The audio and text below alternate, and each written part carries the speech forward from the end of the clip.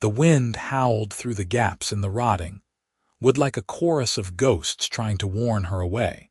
But Rosalie Mitchell had nowhere else to go, and 23 years of stubborn determination in her bones.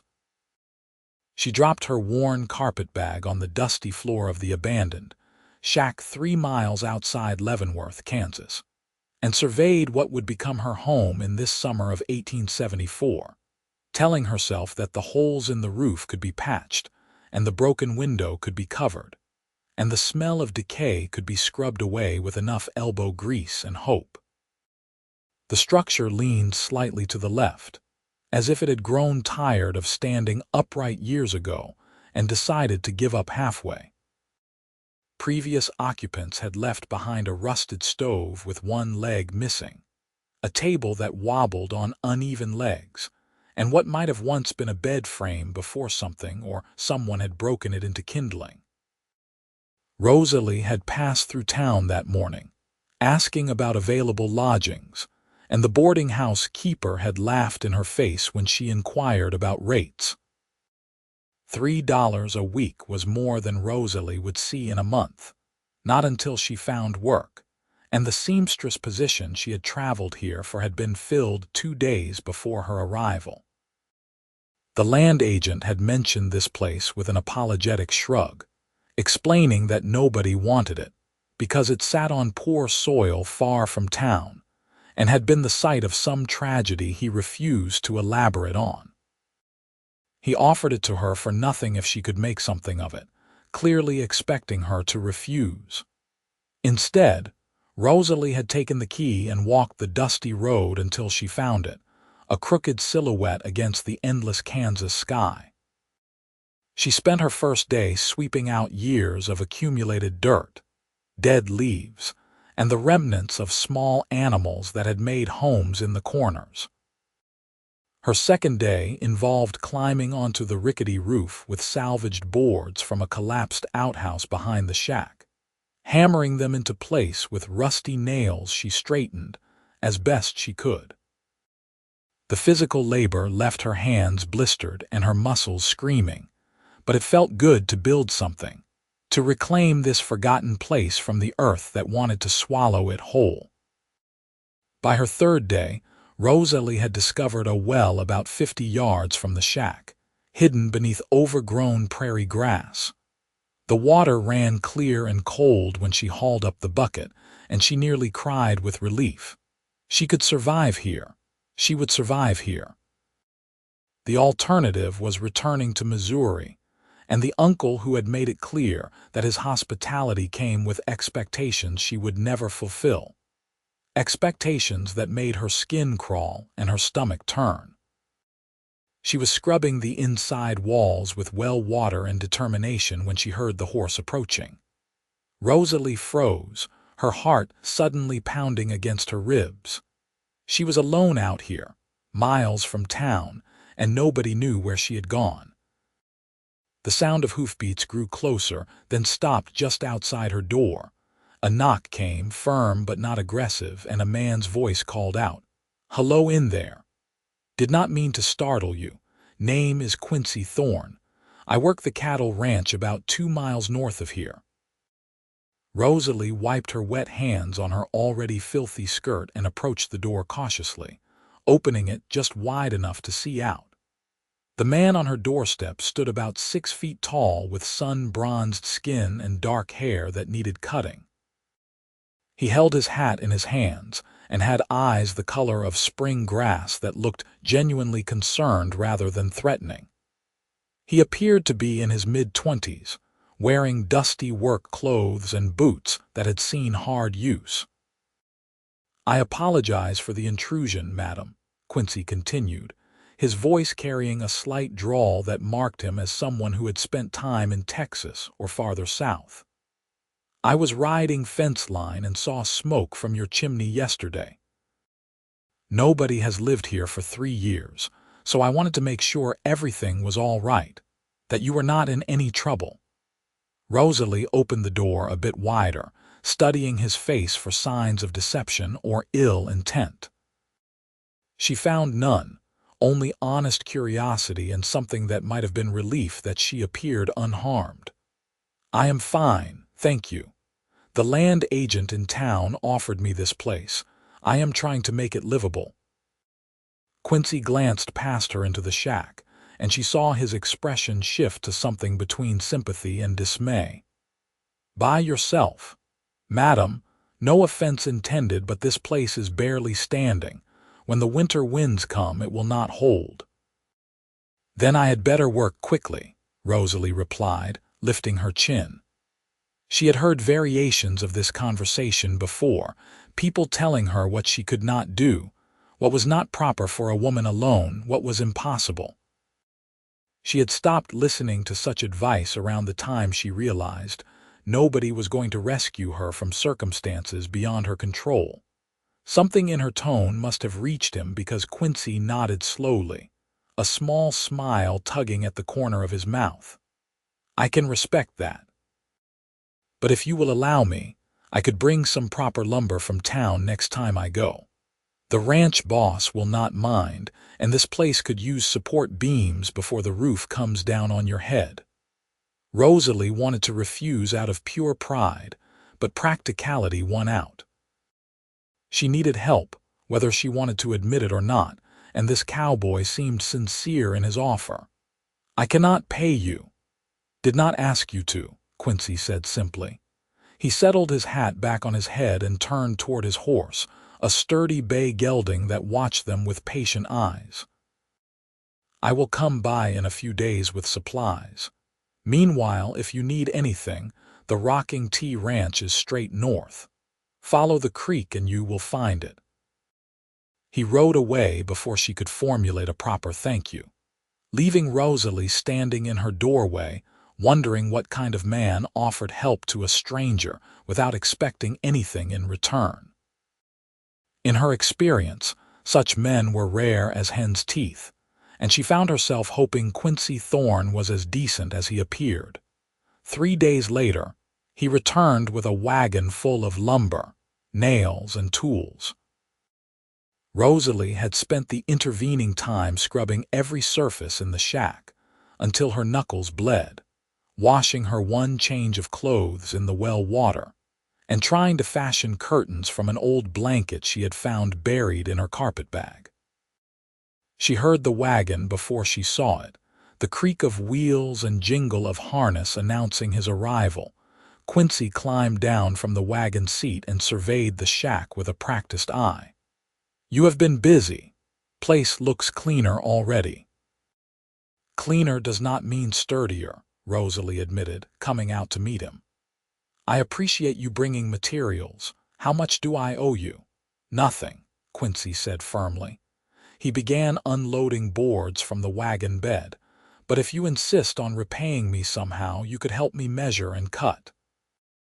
Makes the work go faster with 2 sets of hands." They worked together through the morning and into the afternoon, with Quincy explaining what needed to be done, and why, while Rosalie held boards steady or fetched tools. He reinforced the walls with proper support beams, replaced sections of floor that had rotted through, and rebuilt the window frame so it would actually hold glass if she could afford to buy any. His hands moved with the confidence of someone who had built and repaired structures his entire life, and Rosalie found herself watching the way his muscles flexed beneath his shirt as he hammered nails into place. She looked away quickly when he glanced up, feeling heat rise in her cheeks that had nothing to do with the summer sun. She barely knew this man. She had no business noticing things like the way his hair fell across his forehead when he bent to his work or the sound of his laugh, when she made an observation about how the shack seemed to have a personal vendetta against remaining vertical. "Why did you come to Leavenworth?" Quincy asked during a break when they sat in the shade drinking water from the well. "You came from somewhere else, judging by your accent." "Missouri," Rosalie answered, not elaborating. "I heard there was work here. That did not turn out to be accurate." Quincy nodded, not pressing for details she clearly did not want to share. "Town is growing, though. More people moving in every month. You might find something eventually." "I can sew," Rosalie offered. "I am good with a needle. Back home I made dresses for the wealthy families before." She trailed off, not wanting to explain about her mother's death from fever, her father's subsequent death from despair and drink, and her uncle's assumption that an orphaned niece was his property to do with as he pleased. "Before you decided, Missouri was not where you wanted to be anymore," Quincy finished diplomatically. "I understand that feeling. I came here from Texas 5 years ago for similar reasons. Sometimes a person needs a fresh start." They continued working until the sun began its descent toward the horizon, painting the Kansas sky in shades of orange and pink that made Rosalie's heart ache with unexpected beauty.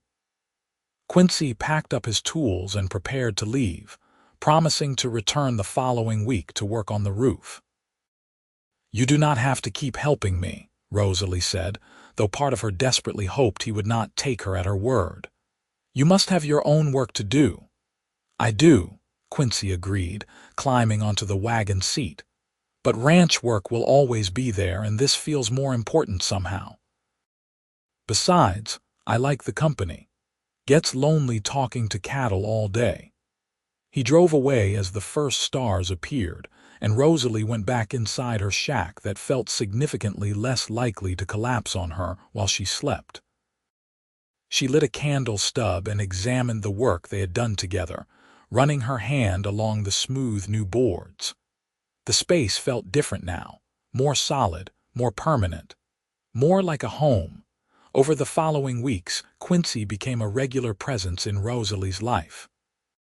He came by twice a week, always bringing something useful like a better stove he claimed was sitting unused in the ranch barn, or a set of dishes his boss was going to throw away. They worked together on improvements to the shack, and slowly it transformed from a structure on the verge of collapse into something approaching comfortable. He fixed the roof properly, installed a real door with a lock that worked, and even built her a small porch where she could sit in the evenings.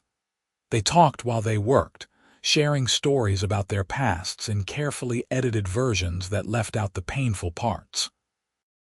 Quincy told her about growing up on a ranch in Texas, learning to ride before he could properly walk, and the restlessness that had driven him north to Kansas. Rosalie described her childhood in a small Missouri town, her mother teaching her to sew, and her dreams of one day having a shop of her own where she could create beautiful things for people. "Why did you not stay in Missouri and open your shop there?" Quincy asked one afternoon while they painted the exterior walls with whitewash he had brought from town. Rosalie focused intently on the brushstrokes, not meeting his eyes. "The circumstances were not favorable. My uncle had different ideas about what I should do with my life."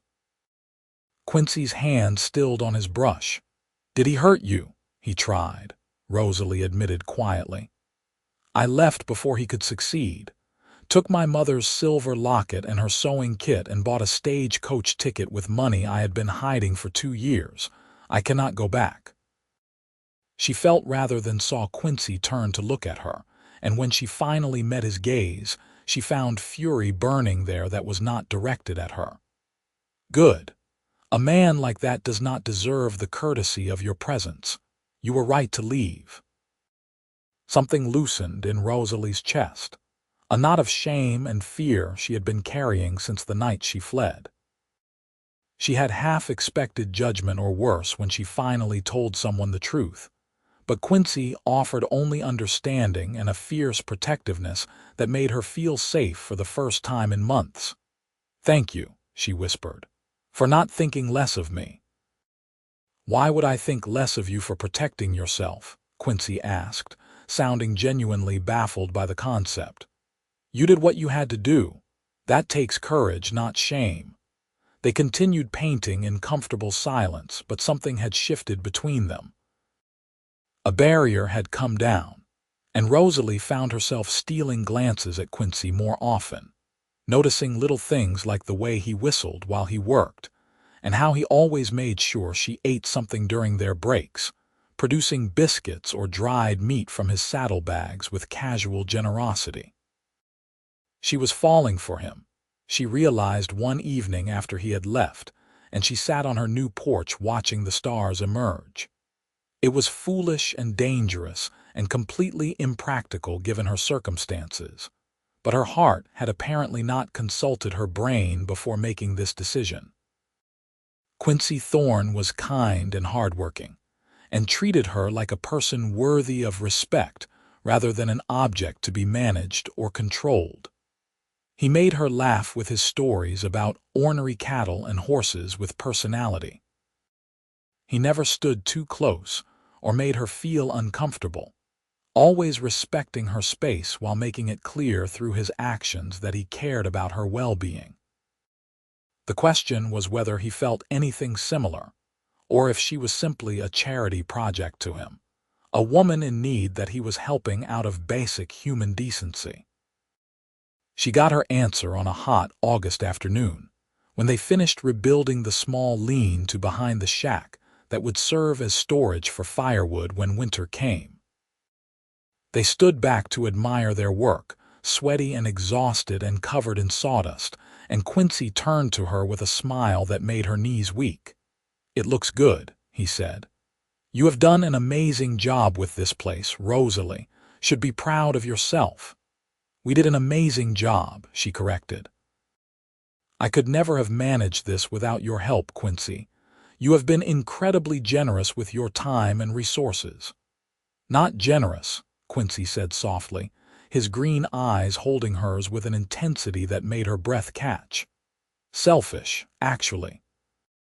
I keep finding excuses to come here because I cannot stand the thought of not seeing you." Rosalie's heart hammered against her ribs. "What are you saying?" "I am saying that I have feelings for you," Quincy replied, taking a careful step closer. "I am saying that I think about you constantly when I am working. I am saying that this shack has become my favorite place in Kansas because you are in it. But I also know you have been through something terrible, and I will not pressure you into anything you do not want. If you want me to keep helping but maintain distance, I will respect that. I just needed you to know the truth." Rosalie searched his face and found only sincerity and hope and vulnerability that matched her own. She had spent so long being afraid, running from her past and hiding from possibilities, but standing here with Quincy felt like the opposite of running. It felt like arriving somewhere she was meant to be. "I have feelings for you too," she admitted, her voice trembling slightly. "I have been trying not to because it seemed complicated and I did not want to presume, but Quincy, you have made this place feel like home. Not just the repairs and improvements, but you, your presence, your kindness, the way you look at me like I matter." "You do matter," Quincy said fervently, closing the distance between them. He reached out slowly, giving her time to pull away, and cupped her face gently in his work-roughened hands. "You matter more than you know." He kissed her then, soft and sweet and careful, and Rosalie felt something inside her that had been frozen for years begin to thaw. She kissed him back, her hands coming up to grip his shirt, anchoring herself to this moment and this man who had found her in her abandoned shack and somehow made everything better. When they finally pulled apart, both breathing hard, Quincy rested his forehead against hers. "I want to court you properly. Take you to town, introduce you to people, show everyone that you are mine if you will have me."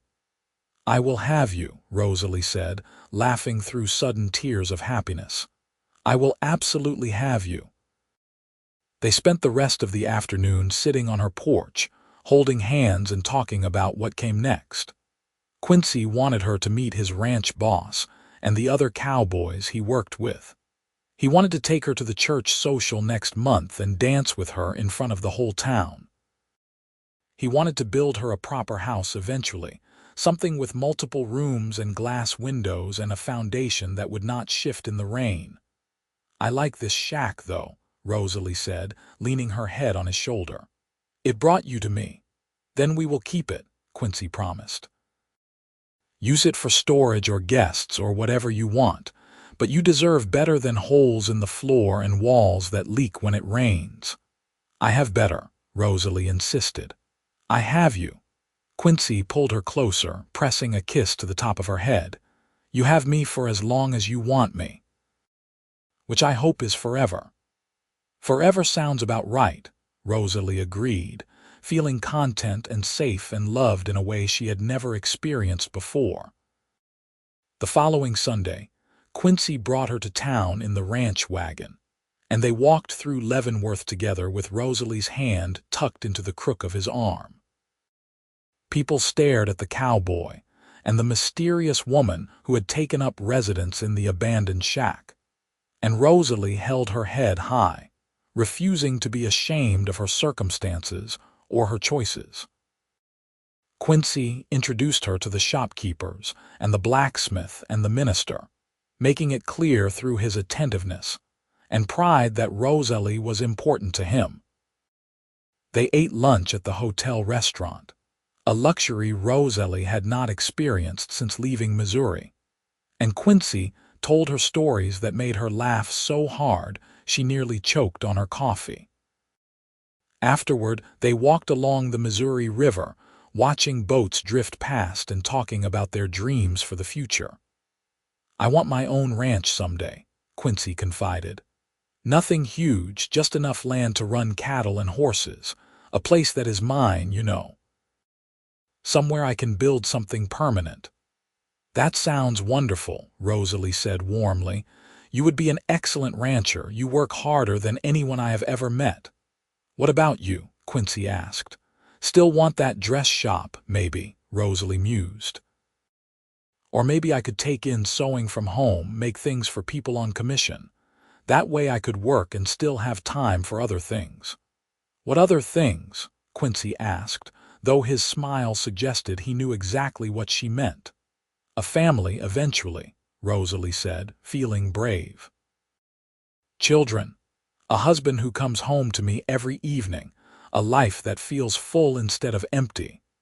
Quincy stopped walking and turned to face her, taking both her hands in his. "Rosalie Mitchell, I know we have not been courting long, but I need you to know my intentions are serious. I am not playing games or passing time. When I look at you, I see my future. I see the woman I want to build that ranch with, raise those children with, grow old with. Am I moving too fast?" "No," Rosalie breathed, her heart soaring. "You are moving exactly the right speed." "I feel the same way, Quincy. I have never been more certain of anything in my life." They sealed the declaration with a kiss that scandalized an elderly woman walking past with her husband, but neither Quincy nor Rosalie cared. They were too lost in each other and the promise of what they were building together to worry about propriety. As autumn approached, bringing cooler temperatures and the harvest season, Quincy spent more time at the ranch helping with the cattle drive to market. He came to see Rosalie whenever he could, sometimes just for an hour in the evenings before riding back in the dark. She worried about him making that journey so late, but he always laughed off her concerns. "I would ride through worse than darkness to see you," he insisted. "Besides, my horse knows the way by heart now." During one of his visits, Quincy brought surprising news. The ranch owner, a gruff man named Samuel Patterson, wanted to meet Rosalie properly and had invited them both to dinner at the main house. It was a significant gesture, essentially Patterson's way of giving his blessing to their relationship and acknowledging Rosalie as part of Quincy's life. "He is not the warmest man," Quincy warned as they rode toward the ranch the following Sunday. "Lost his wife 10 years ago and never really recovered, but he has been good to me, and his approval matters." The Rocking T Ranch house was a sprawling structure that had clearly been added onto multiple times over the years. Samuel Patterson met them at the door, a man in his 60s with steel-gray hair and eyes that assessed Rosalie with shrewd intelligence. His handshake was firm but not crushing, and he invited them inside with gruff courtesy. The dinner was surprisingly pleasant. Patterson asked Rosalie about her sewing skills, and mentioned that his housekeeper had been complaining about the state of his shirts. Before the evening ended, Rosalie had agreed to take in mending and alterations for the ranch hands, providing her with actual income for the first time since arriving in Kansas. "Pay is fair," Patterson said as they prepared to leave. "Quincy here tells me you are good people. I trust his judgment, so I am trusting you with this work. Do not make me regret it." "You will not, sir," Rosalie promised. "Thank you for the opportunity." On the ride back to her shack, Quincy was practically glowing with happiness. "That went better than I hoped. Patterson does not warm up to people easily, but he liked you. I could tell." "He loves you like a son," Rosalie observed. "That was clear from how he spoke about you, with pride and affection, even if he tried to hide it behind gruffness." "He gave me a chance when I showed up here 5 years ago with nothing but a horse and determination," Quincy said. "I was running from some trouble in Texas, nothing illegal but complicated family situations. Patterson hired me on the spot and taught me everything about ranching in Kansas. He has been more of a father to me than my actual father ever was." Rosalie squeezed his hand. "Then I am doubly glad he approves of me. It matters that the people who are important to you accept me." The sewing work from the ranch kept Rosalie busy through October and November. She mended shirts and pants, altered clothing to fit growing or shrinking cowboys, and even made a new dress for Patterson's housekeeper. The money was modest but steady, and Rosalie carefully saved every penny in a tin she kept hidden beneath a loose floorboard. Quincy continued visiting regularly, and their relationship deepened with each passing week. They talked about everything and nothing, shared meals she prepared on her now functional stove, and spent evenings sitting on the porch watching the stars emerge. He kissed her often, each touch igniting warmth in her chest that had nothing to do with the temperature. One cold November afternoon, Quincy arrived with an unusually serious expression. He hitched his horse and came inside where Rosalie had a fire burning in the stove, warming the small space against the autumn chill that promised winter was coming soon. "We need to talk about the weather," Quincy said without preamble. "First real snow is probably 2 or 3 weeks away. This shack is better than it was, but it is still not ideal for a Kansas winter. I have been thinking about solutions." Rosalie set aside the shirt she was mending. "What kind of solutions?" "You could take a room at the ranch house," Quincy suggested. "Patterson already offered, said there is space and it would be warmer and safer for you. Or—" He paused, looking nervous in a way she had never seen before. "Or you could marry me and we could live in the foreman's cabin. It just came vacant because Johnson decided to move back east. 2 rooms, solid construction, right on ranch property." Rosalie's breath caught. "Are you proposing to me as a practical solution to winter weather?" "No," Quincy said quickly, dropping to one knee in front of her chair.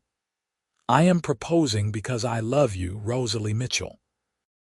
I have loved you since the first time you opened that door and looked at me like you dared me to tell you what you could not do.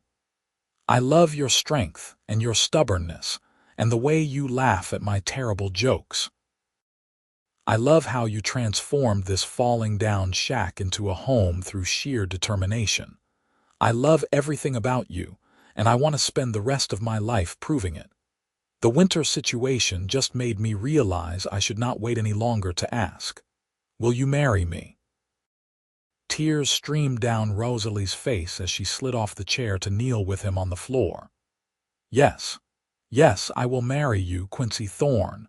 I love you too, more than I can adequately express. You saved me in every way a person can be saved. You saved yourself, Quincy corrected, pulling her into his arms. I just had the good fortune to be there while you did it. They sat on the floor holding each other for a long time, laughing and crying and planning. Quincy produced a simple gold band from his pocket, explaining that it had been his grandmother's ring and the only thing of value he owned besides his horse and saddle. It fit Rosalie's finger perfectly, and she stared at it in wonder, hardly believing this was real and not some beautiful dream. They decided to get married as soon as possible, not willing to wait months for a formal wedding neither of them wanted anyway. The minister agreed to perform the ceremony the following Saturday, and Patterson offered the ranch house for a small reception afterward. Rosalie spent the week sewing herself a new dress from fabric she splurged on at the general store, cream-colored cotton with tiny blue flowers that reminded her of spring, even though winter approached. The wedding day arrived with crisp sunshine and temperatures cold enough to make their breath visible.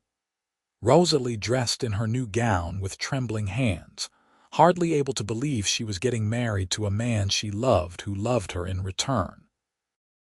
Patterson's housekeeper, a kind woman named Martha, helped with her hair and insisted on lending Rosalie a beautiful shawl for the ceremony. The service was simple and perfect. Quincy wore his best shirt and looked nervous and happy and impossibly handsome. They exchanged vows in front of the minister, Patterson, Martha, and a handful of ranch hands who had become Quincy's friends over the years. When Quincy kissed her as his wife, Rosalie felt like her heart might burst from happiness. The reception at the ranch house featured food Martha had prepared, and whiskey Patterson broke out from his private stock. They ate and drank and celebrated, and Rosalie found herself welcomed into this makeshift family with genuine warmth. These people cared about Quincy, which meant they were willing to care about her too.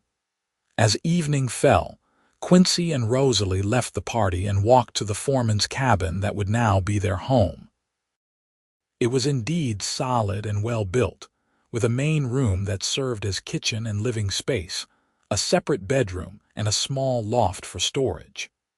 Someone, probably Martha, had already moved some of Rosalie's belongings from the shack, and a fire crackled welcomingly in the fireplace. "What do you think?" Quincy asked, suddenly seeming uncertain. "I know it is not much, but it is warm and dry and safe." "It is perfect," Rosalie assured him, turning into his arms. "Anywhere with you is perfect." Their wedding night was tender and sweet, both of them nervous despite their love and commitment. Quincy was gentle and patient, making sure Rosalie felt safe and cherished every moment. They learned each other slowly, building intimacy that went beyond physical connection to something deeper and more profound. Afterward, they lay tangled together beneath heavy quilts, talking quietly as the fire burned low. Quincy traced patterns on her arm and told her stories about his childhood, the good memories mixed with the difficult ones. Rosalie shared more about her past, the grief of losing her parents and the fear that had driven her to Kansas. They gave each other their histories, the painful parts along with the happy ones, building trust and understanding that would form the foundation of their marriage. "I cannot believe you are my wife," Quincy murmured against her hair. "I keep thinking I will wake up and discover this was all some elaborate dream." "If it is a dream, we are having the same one," Rosalie replied, snuggling closer to his warmth. "I never thought I could be this happy. When I first came to Kansas, I was just trying to survive. I never imagined I would find love in an abandoned shack in the middle of nowhere." "That shack brought us together," Quincy said. "We should keep fixing it up, use it for something meaningful." They fell asleep planning possibilities, their dreams intertwining like their bodies. Two people who had found each other against all odds and built something beautiful from nothing. The winter of 1874 into 1875 was harsh, with heavy snows and temperatures that dropped so low the water in the wash basin froze solid overnight. But Rosalie and Quincy were warm and safe in their cabin, spending long evenings by the fire while she sewed, and he repaired tack or carved small wooden figures that he claimed were horses, but looked more like lumpy dogs. Rosalie continued taking and sewing from the ranch and had picked up additional customers from town. Her reputation for quality work and fair prices spread, and she found herself busier than expected. Quincy worked long hours with the cattle, maintaining the herd through winter and preparing for spring calving season. They fell into comfortable rhythms, learning each other's habits and moods, navigating the small conflicts that arose in any new marriage with patience and humor. One February evening, Rosalie realized her monthly courses had not come. She waited another week before mentioning it to Quincy, wanting to be certain before raising hopes. When she finally told him, she thought she might be pregnant. His face transformed with joy so pure it brought tears to her eyes. "Are you sure?" he asked, his hand moving instinctively to her still flat stomach. "Not completely, but I am late and I have been feeling strange in the mornings," Rosalie admitted. "We should not get too excited yet. It is early." But Quincy was already excited, his mind racing ahead to everything a baby would need. He immediately began planning additions to the cabin, drawing rough sketches of how they could expand the bedroom or possibly add a third room. Rosalie watched him with amusement and love, already imagining what kind of father he would be based on how he cared for the ranch horses and the intense devotion he showed to everything he loved. The pregnancy was confirmed by the doctor in Leavenworth in March, and Rosalie began the strange journey of watching her body change and feeling the first flutters of life inside her. Quincy was attentive to the point of being overbearing, constantly worrying about whether she was working too hard or eating enough or resting sufficiently. Martha took Rosalie aside one afternoon and laughingly assured her that all first-time fathers were impossible and he would calm down eventually. Spring arrived with its promise of renewal, and Quincy spent his free time expanding their cabin just as he had planned. With help from other ranch hands, they added a proper nursery room with a window that faced east to catch morning light. Rosalie sewed curtains and baby clothes, her hands moving automatically while her mind drifted to dreams of the child she would soon hold. They visited the old shack regularly through the spring and summer, continuing to maintain it even though they no longer lived there.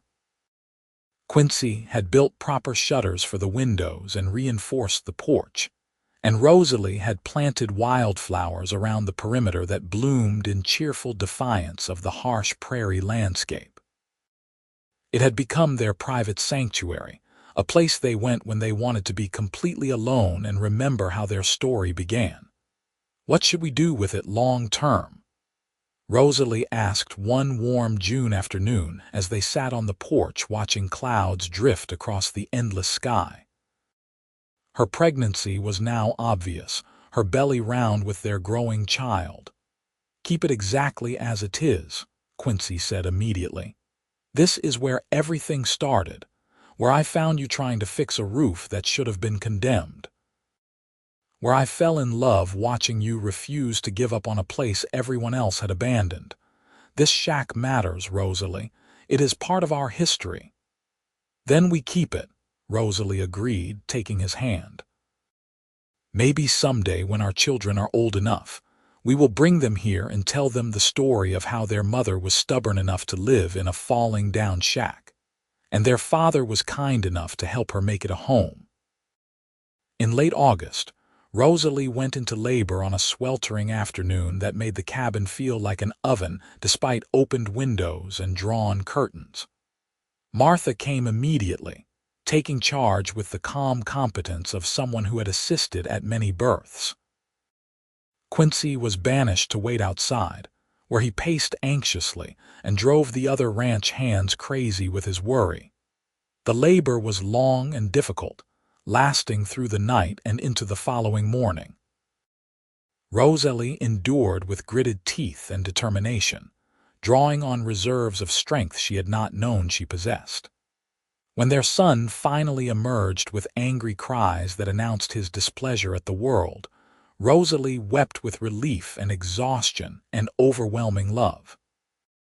Quincy was allowed back inside to meet his child, and the expression on his face when he saw his son for the first time was something Rosalie would treasure forever. Wonder and terror and fierce protectiveness chased across his features as Martha placed the baby carefully in his arms.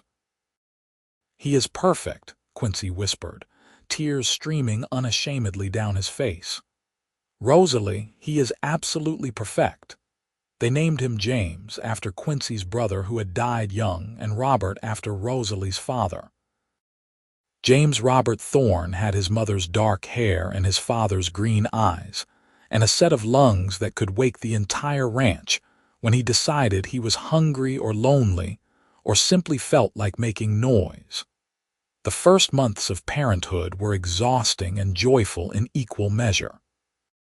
Neither of them had any real experience with babies, and they fumbled their way through diaper changes and midnight feedings, and the terrifying responsibility of keeping a tiny human alive. But they learned together, supporting each other through the difficult moments and celebrating the small triumphs. Quincy was a devoted father, getting up with Rosalie for night feedings even though he had to work the next day, changing diapers without complaint, and spending hours walking the floor with James when the baby refused to settle. Rosalie fell in love with her husband all over again watching him with their son, seeing the gentleness in his rough cowboy hands and hearing the tenderness in his voice as he sang off key lullabies. Patterson visited regularly to check on his newest ranch resident, and to everyone's surprise, the gruff rancher turned into a complete fool around the baby. He commissioned a beautiful cradle from the town carpenter and brought small gifts every time he came to visit. Martha joked that Patterson had finally found someone whose company he preferred to his cattle. As James grew from infant to toddler, Rosalie and Quincy's life settled into new patterns. She continued sewing but at a reduced pace, prioritizing time with their son. Quincy advanced to head wrangler on the ranch, a position of increased responsibility and better pay. They began saving in earnest toward Quincy's dream of their own land, putting away every spare dollar in the tin that now lived openly on a shelf rather than hidden beneath floorboards. On James's second birthday in August 1877, they packed a picnic and took him to visit the old shack. The little boy toddled around exploring while his parents watched indulgently, pointing out the well and the wildflowers and the porch where they had first admitted their feelings. "Hard to believe it has only been 3 years since I first rode up here," Quincy mused, pulling Rosalie close against his side. "Feels like you have always been part of my life." "The best 3 years," Rosalie agreed, watching James try to catch a butterfly. "Though if you had told me that day that I would end up married to the cowboy who knocked on my door, I would have thought you were insane." "But you would have been wrong," Quincy teased, kissing her temple. "You would have married me and had my baby and been deliriously happy, just like you are now." "Deliriously happy is accurate," Rosalie confirmed, laughing. "Also deliriously tired because someone has decided he does not need afternoon naps anymore." They spent the afternoon at the shack, eating the picnic Martha had helped prepare and letting James explore to his heart's content. As evening approached and they prepared to return to the ranch, Quincy made an announcement that took Rosalie completely by surprise. "Patterson wants to sell me 200 acres on the eastern edge of ranch property," he said, his voice carefully neutral as if trying not to get too excited. "He will hold the note at reasonable interest, and we can pay it off over 10 years. It is good grazing land with a creek running through it. We could build our house there, start our own small operation while I continue working for Patterson until we are established enough to go independent." Rosalie stared at him, hardly daring to believe what she was hearing. "Quincy, that is wonderful. Why did you wait until now to tell me?" "Wanted to be sure it was real before getting your hopes up," Quincy admitted. "Also wanted to tell you here where everything started. Seemed appropriate that we plan our future in the place that gave us our beginning." They sealed the agreement with a kiss, while James played obliviously nearby, and Rosalie felt her heart overflow with gratitude for the strange path that had led her to this moment. If someone had told her 3 years ago that the abandoned shack would be the beginning of everything good in her life, she would never have believed them. But standing here with her husband and son, planning their future on their own land, Rosalie knew she would not change a single moment of the journey that brought them here. The purchase of the land was finalized in September, and Quincy threw himself into planning their house with the same intensity he had once applied to fixing the shack. This time, however, they would build something substantial from the ground up rather than trying to salvage someone else's abandoned dreams. Quincy spent evenings sketching floor plans while Rosalie made suggestions, and James tried to eat the pencils. They decided on a house with 4 bedrooms, planning ahead for the possibility of more children, a large kitchen where Rosalie could work on her sewing projects, and a front porch that would face west to catch the sunset. Construction would begin in spring after the ground thawed, and they hoped to move in by the following autumn. In the meantime, life continued at the ranch. Rosalie discovered she was pregnant again in November, earlier than they had necessarily planned but welcomed nonetheless. Quincy was thrilled at the prospect of giving James a sibling, though Rosalie was less enthusiastic about enduring another Kansas summer while heavily pregnant. The winter passed with Rosalie growing steadily larger and more uncomfortable, while Quincy continued working and planning for their future home. James developed into a talkative, energetic child who seemed determined to explore everything and asked endless questions about the world around him. Martha joked that he was going to be smarter than both his parents combined based on his insatiable curiosity. Spring brought the start of construction on their new house. Quincy worked on it every spare moment, often coming home after dark covered in sawdust and exhausted, but happy. Other ranch hands helped when they could, and slowly the frame began to rise from the prairie, taking shape into something solid and permanent. Rosalie was too pregnant to help with construction, but she prepared meals for the workers and made detailed plans for how she would arrange furniture and decorate rooms she had only seen as pencil sketches. Martha helped her sew curtains and quilts, and Patterson surprised everyone by commissioning furniture from a craftsman in town as a gift for the new house. Their daughter arrived on a mild June evening in 1878, her birth shorter and easier than James's had been. They named her Caroline Rose, and from the moment she drew breath, it was clear she had inherited her mother's temperament. Where James was curious and energetic, Caroline was calm and observant, watching the world with serious dark eyes that seemed to see everything. Quincy was besotted with his daughter, holding her for hours and singing the same off-key lullabies he had sung to James. 2-year-old James was initially suspicious of this new person who demanded so much of his mother's attention. But within days, he had appointed himself Caroline's fierce protector and insisted on helping with everything related to her care. By September, The house was finished enough to move into even though interior details remained incomplete. They loaded their belongings into wagons and made the journey to their new home, James chattering excitedly the entire way and Caroline sleeping peacefully in Rosalie's arms. The house smelled of fresh paint and new lumber, and Rosalie walked through the rooms with tears in her eyes, hardly able to believe this beautiful space belonged to them. The kitchen had windows on 2 walls providing abundant light for her sewing work. The bedrooms were spacious and warm.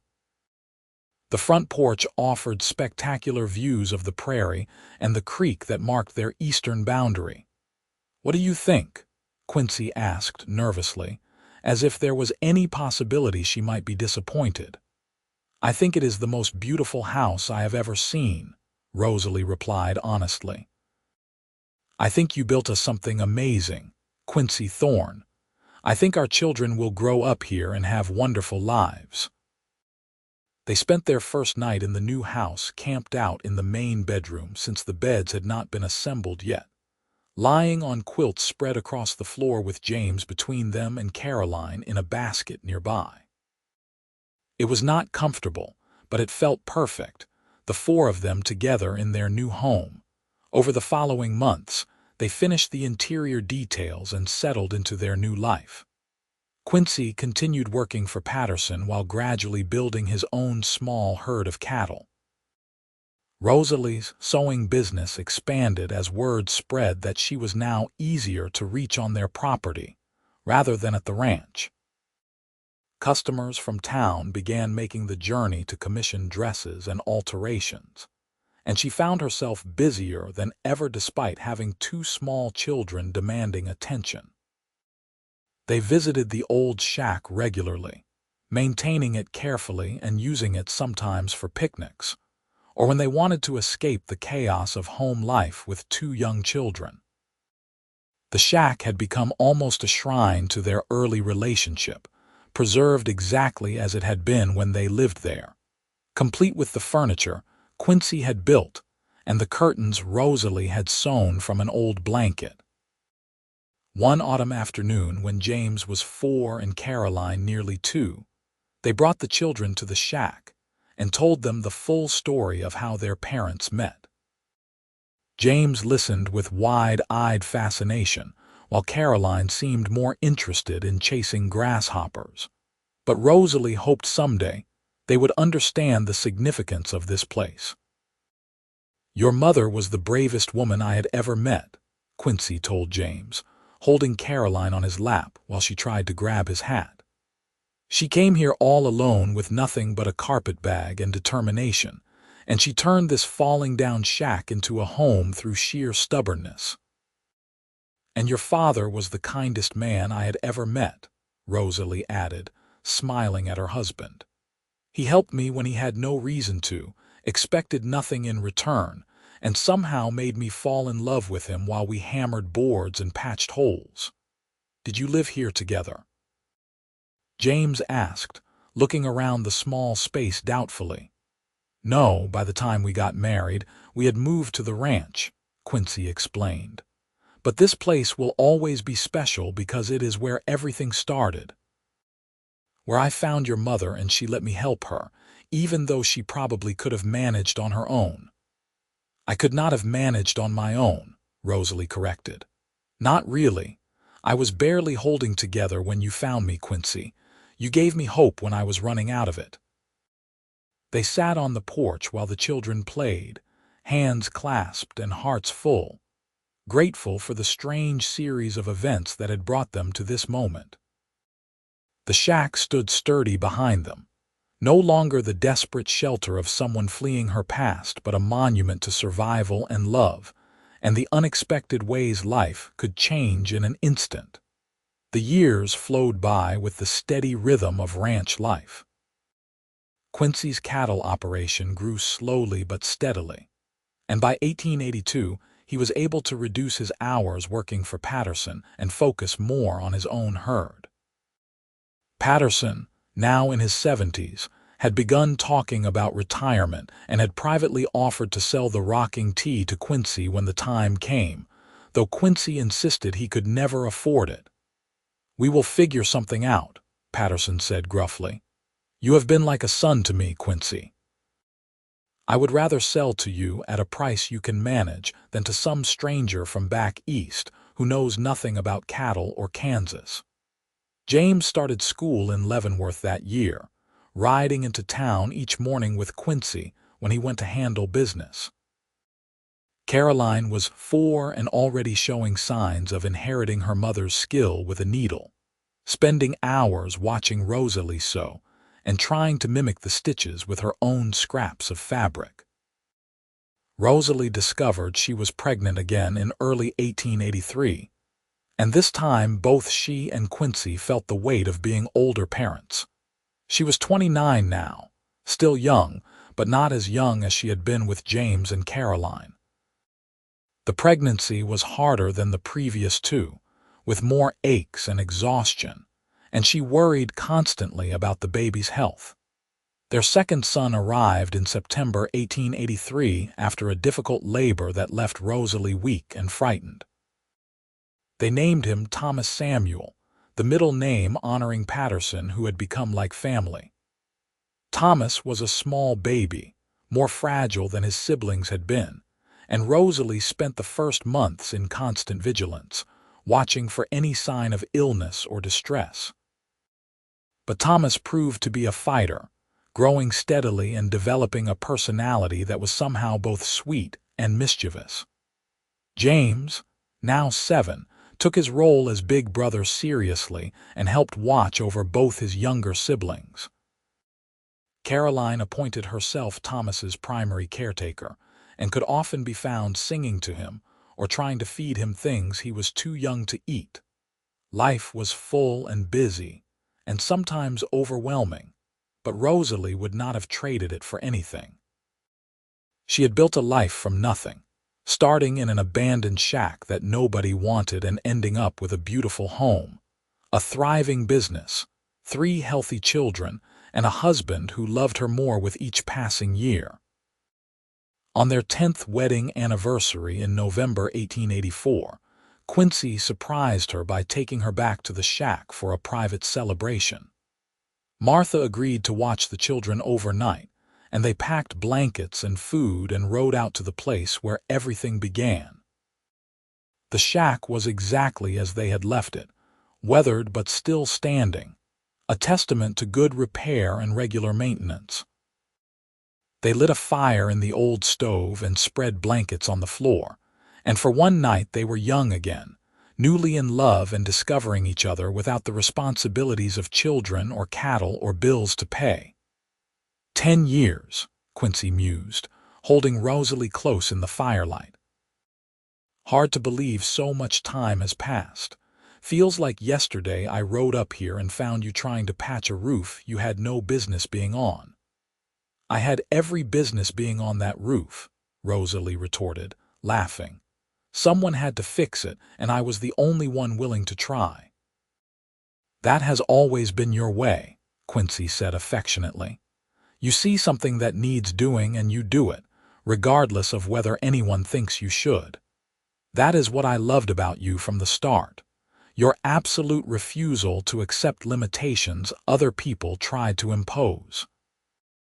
You loved me because I was stubborn, Rosalie summarized. I loved you because you were brave and strong and beautiful and stubborn, Quincy corrected. Still do. More than I did 10 years ago, which I did not think was possible. They made love slowly and tenderly, relearning each other's bodies the way they had on their wedding night a decade before. Afterward, they talked for hours about everything and nothing, remembering their past and planning their future. Quincy told her that Patterson had formalized his offer to sell the rocking tea, proposing terms that would allow them to manage both their current operation and the larger ranch. It was an enormous opportunity, but also a massive responsibility that would consume their lives for years to come. What do you think? Quincy asked. You would have to give up most of your sewing work to help run a ranch that size. The children would grow up with even more responsibilities. It would change everything about how we live. Rosalie considered carefully before answering. I think we have never shied away from hard work or challenges. I think Patterson is offering this because he trusts us to honor his legacy. And I think if we pass this up, we will always wonder what might have been. So yes, I think we should do it. Quincy pulled her close, relief evident in his embrace. I was hoping you would say that. I did not want to make the decision without you being completely on board. We are partners in everything, Rosalie. Always have been. They returned home the next day to their 3 children and waiting responsibilities. But the night at the shack had renewed their sense of connection and shared purpose. When Patterson officially transferred ownership of the Rocking T in spring 1885, they were ready to take on the challenge together. Running the larger ranch meant longer hours and more stress, but it also meant greater stability and the ability to provide their children with opportunities neither Rosalie nor Quincy had experienced growing up. James showed natural talent with horses and started working alongside his father at age 10. Caroline continued helping her mother with sewing projects and also proved adept at keeping ranch records and managing household accounts. Thomas, still young, nevertheless tried to keep up with his older siblings and showed early signs of inheriting his father's determination. The years between 1885 and 1890 passed in a blur of activity and growth. Their cattle operation expanded. Their reputation for quality stock spread beyond Kansas, and they began selling breeding animals to ranchers from surrounding states. Rosalie's sewing business became more selective, taking on only special commissions that interested her rather than the volume work she had done previously. Their children grew from babies into young people with their own personalities and dreams. Patterson passed away peacefully in his sleep in winter 1889, leaving Quincy devastated but grateful for the years of mentorship and friendship. They buried him in the family plot on ranch property with half of Leavenworth in attendance, testament to the respect the old rancher had commanded. In his will, Patterson left Quincy his personal possessions including the whiskey collection and, surprisingly, a substantial sum of money that wiped out the remaining debt on the ranch. He planned this, Quincy said through tears as he read the will. He wanted to make sure we would be secure, that we could keep the ranch without the burden of payments. That old man loved us more than he ever let on. They honored Patterson's memory by naming their 4th child after him when another daughter arrived in spring 1890. Patricia Samuel Thorne was born during a thunderstorm that shook the house, arriving with the same dramatic flair she would display throughout her life. At 39, Rosalie had thought she was finished having children, but Patricia came as a surprise blessing that completed their family in ways they had not realized they needed. By 1892, James was approaching 15 and already thinking about his future on the ranch. Caroline, nearly 14, had developed into a beautiful young woman with her mother's practical nature and her father's fierce loyalty. Thomas at 9 was all energy and mischief, constantly getting into trouble and charming his way out of consequences. And Patricia at 2 was the baby of the family, adored by everyone and already displaying signs of inherited stubbornness. Rosalie and Quincy had developed gray in their hair and lines around their eyes from years of sun and laughter and worry, but they were healthy and happy and deeply in love. They still visited the old shack regularly, keeping it maintained as carefully as they did everything else. It had become something of a landmark, with people in Leavenworth telling its story as an example of determination and transformation. One spring afternoon in 1893, they took all 4 children to the shack for what had become an annual family tradition. They packed a picnic and spent the day there, with James and Caroline understanding the significance of the place, while Thomas explored energetically, and Patricia toddled after grasshoppers under her parents' watchful eyes. "Tell us the story again," Thomas demanded, sprawled on the porch with his head in his mother's lap. "About how you lived here all alone and Dad found you." Rosalie and Quincy exchanged glances, sharing a smile that communicated years of shared history and private jokes. They had told this story countless times, but it never got old, never lost its power to remind them of how far they had come from those desperate early days.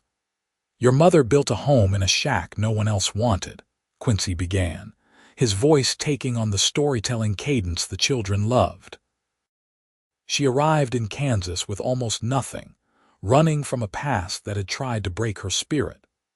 The land agent showed her this place as a last resort, expecting her to turn it down because it was barely standing and miles from town. But I saw potential," Rosalie continued, running her fingers through Thomas's hair. "I saw a roof that could be patched and walls that could be reinforced and a well with good water. I saw a place where I could start over and build a life on my own terms. And then I rode by one day checking fence lines," Quincy said, pulling Patricia onto his lap when she toddled over demanding attention. "I saw smoke from the chimney and came to investigate because nobody had lived here for years.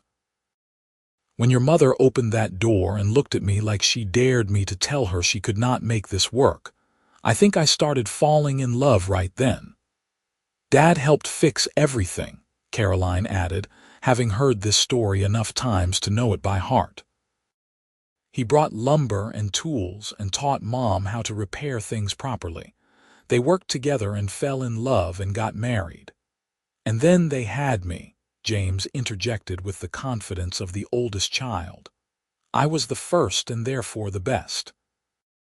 "You were all the best," Rosalie said firmly, reaching out to include all her children in her gaze. "Each of you is precious and perfect, and this shack is where your father and I started the journey that led to all of you. That is why we keep it up and visit regularly. Because this place represents hope and new beginnings, and the idea that you can build something beautiful from broken pieces." They sat together, watching the sun descend toward the horizon, a family of 6 connected by blood and love, and the lessons learned from a falling-down shack that had somehow become the foundation of everything important in their lives.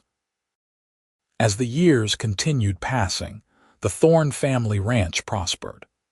James took on more responsibilities as he grew into young adulthood, proving to have his father's natural skill with cattle and his mother's business sense.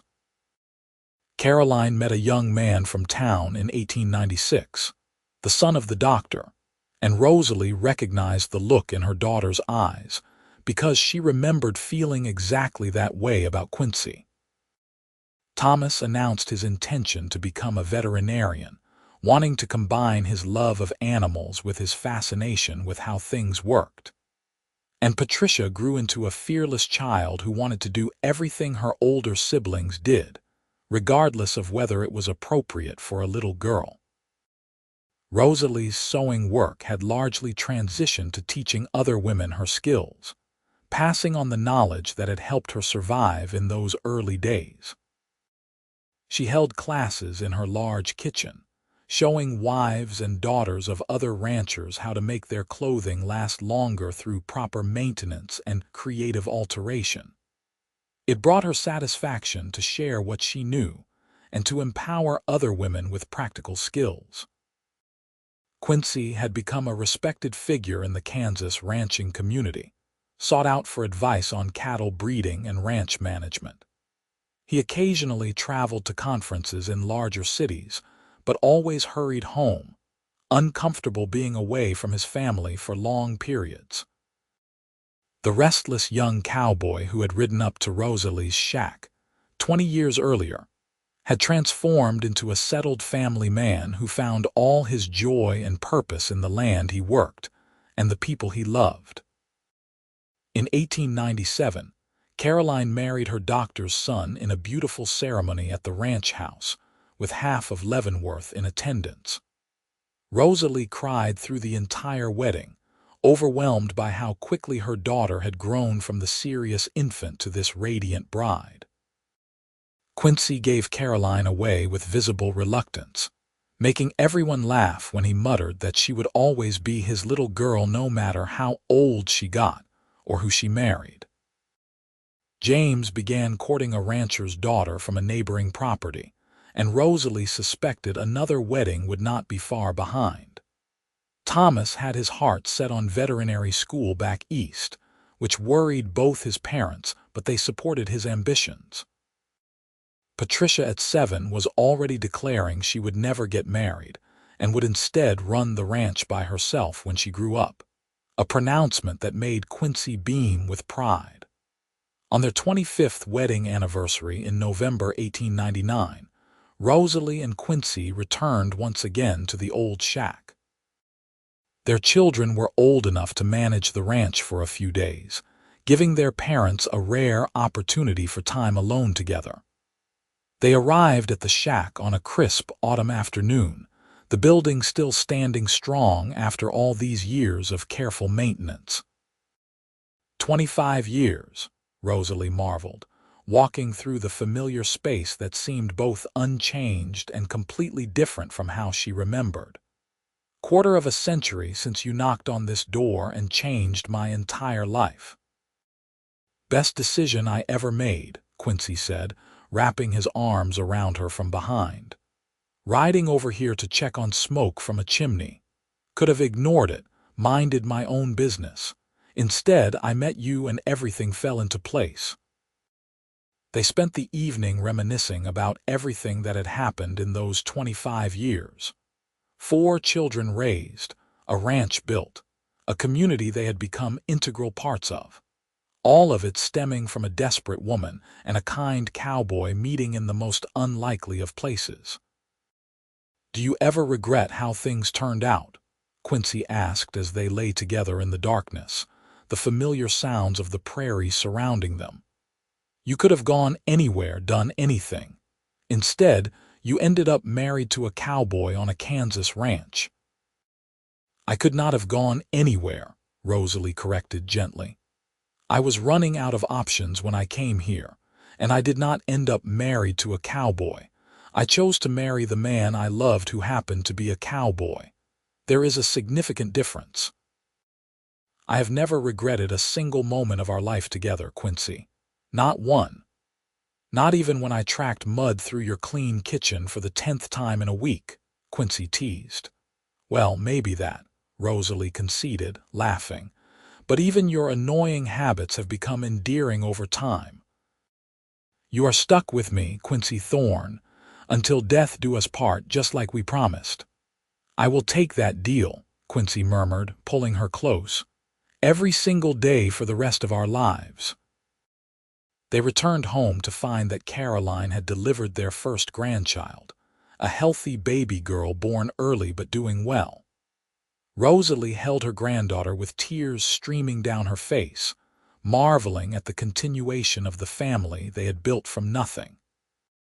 This baby represented the future, another generation that would never know the desperation and fear that had driven Rosalie to Kansas, but would benefit from the foundation her grandparents had established.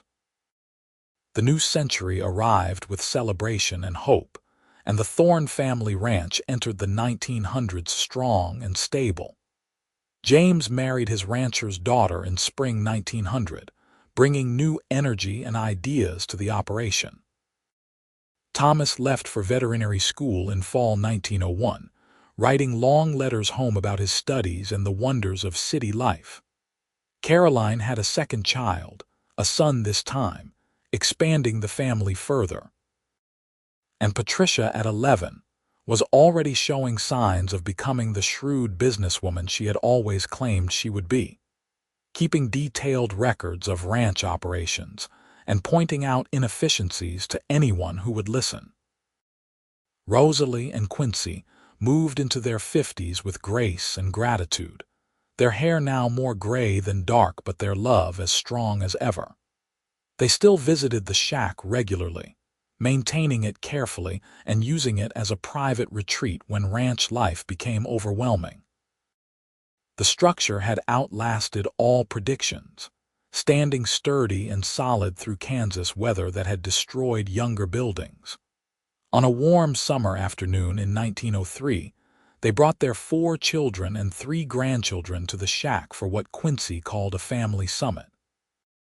Everyone gathered on the enlarged porch they had built years ago to accommodate large groups, and Quincy stood to address them all. "Your mother and I have been talking about the future of this place," he began, gesturing to the shack.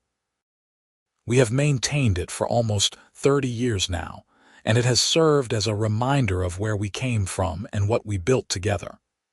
But we want it to continue meaning something after we are gone.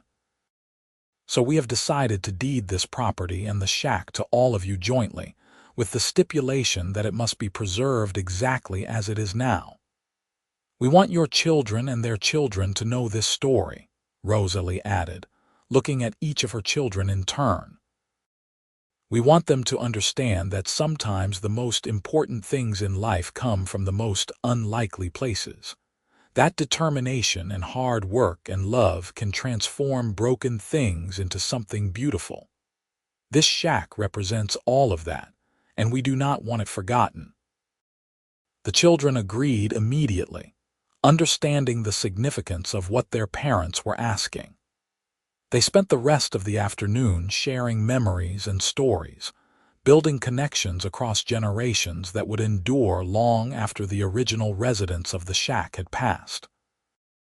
The years continued their steady march, bringing changes and challenges, but also joy and accomplishment.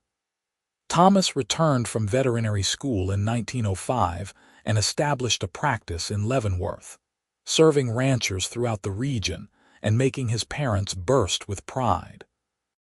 Patricia shocked everyone by marrying at 18, choosing a banker's son from town and surprising them all with her domestic happiness.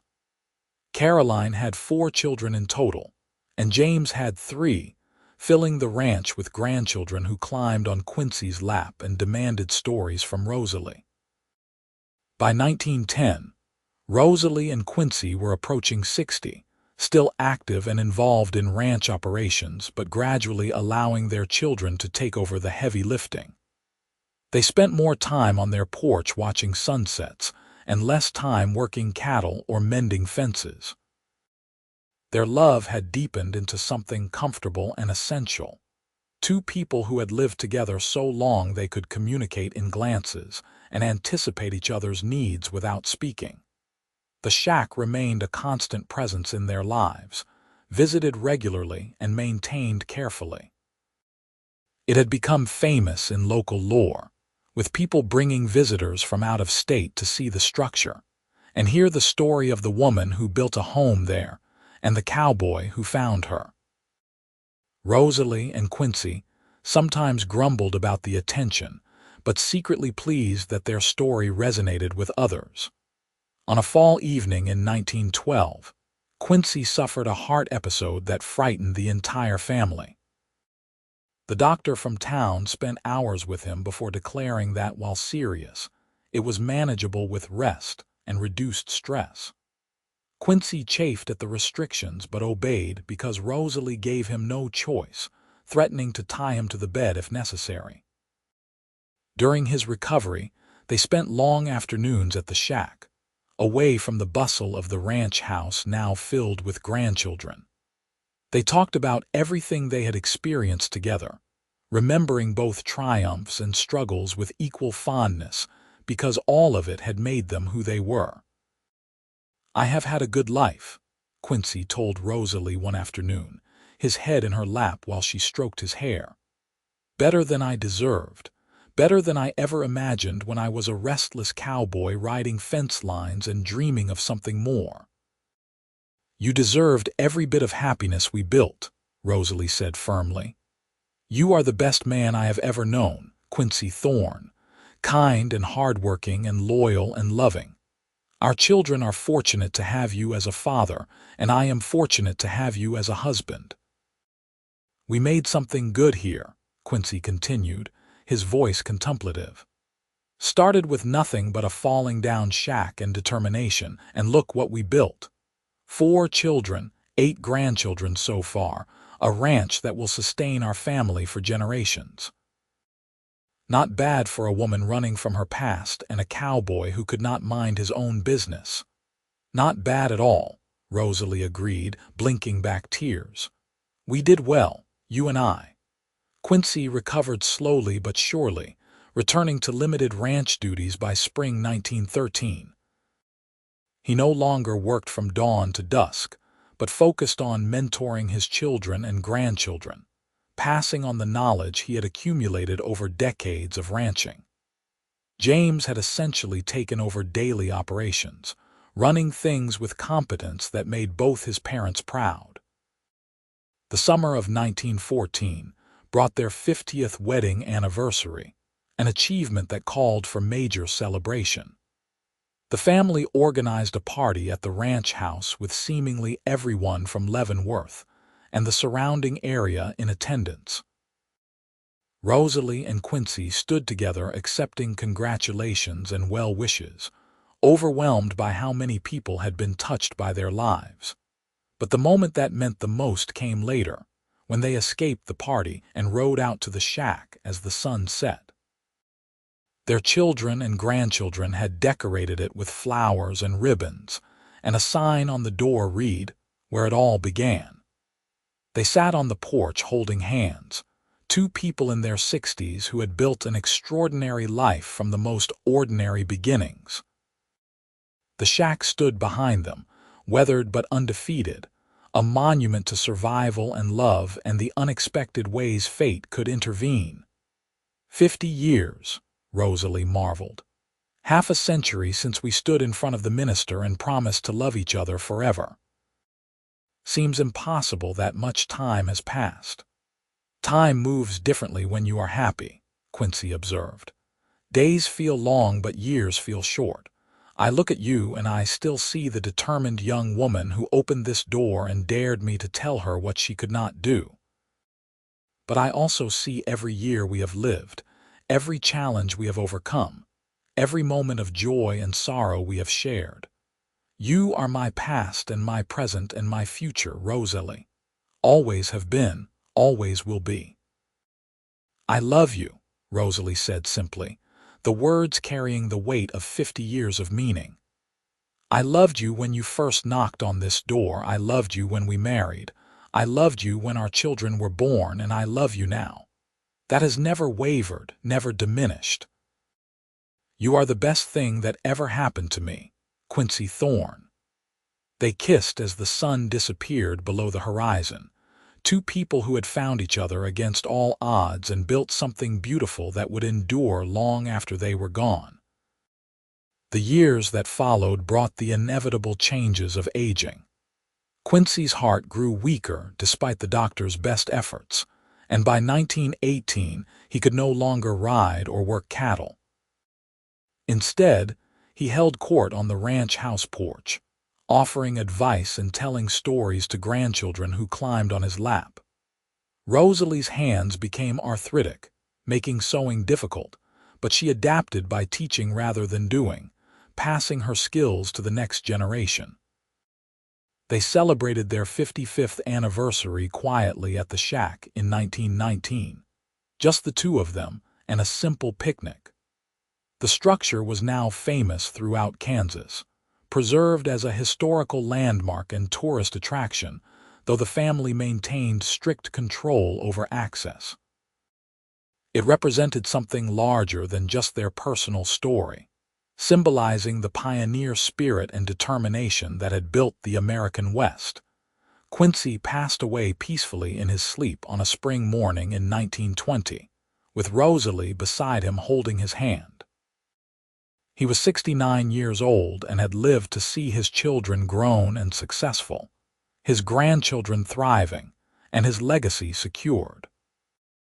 The funeral was the largest Leavenworth had ever seen, with people traveling from surrounding states to pay respects to a man who had been respected and loved throughout the ranching community. Rosalie grieved deeply, but with the strength that had carried her through every challenge in her life. She continued living at the ranch house, surrounded by family who made sure she was never alone. But her favorite place remained the shack, where she went regularly to sit on the porch and remember the man who had knocked on her door so many years ago and changed everything. She lived another 8 years, passing away in winter 1928 at the age of 77. Her children found her sitting in the rocking chair Quincy had built for her 50th birthday, a peaceful expression on her face and a letter in her lap addressed to her husband. The letter expressed her readiness to join him, her gratitude for the life they had built together, and her confidence that their family would continue thriving because of the foundation they had established. They buried her beside Quincy on the ranch property, under a cottonwood tree they had planted when James was born. The entire town of Leavenworth mourned a woman who had arrived as a desperate stranger and become an integral part of their community through her determination and grace. The shack remained standing for decades after their deaths, carefully preserved by their descendants who understood its significance. It became an official historical landmark in 1945, with a plaque telling the story of Rosalie Mitchell, who built a home in a shack no one else wanted, and Quincy Thorne, the cowboy who found her and made it feel warmer. Visitors came from across the country to see it and hear the story, inspired by the testament to love and determination it represented. The Thorne family ranch continued operating successfully through multiple generations, each one adding to the legacy while honoring the foundation Rosalie and Quincy had established. The descendants made sure the story was passed down carefully, keeping alive the memory of two people who had found each other in the most unlikely circumstances and built something extraordinary from nothing. And through it all, the shack stood as silent witness, weathered but unbroken, proof that sometimes the most broken things can be transformed into something beautiful when approached with enough determination and love. It reminded everyone who saw it that home is not about perfection or luxury, but about the people who fill a space with warmth and laughter and love. It stood as testament to a simple truth that Rosalie and Quincy had proven through their lives together: that when two people commit to building something together, when they face challenges with courage and celebrate victories with humility, they can create a legacy that outlasts them and inspires generations yet to come. The story of the shack and the people who had made it a home became part of Kansas folklore, told and retold to children and grandchildren, to visitors and historians, to anyone who needed reminding that extraordinary things can come from the most ordinary beginnings.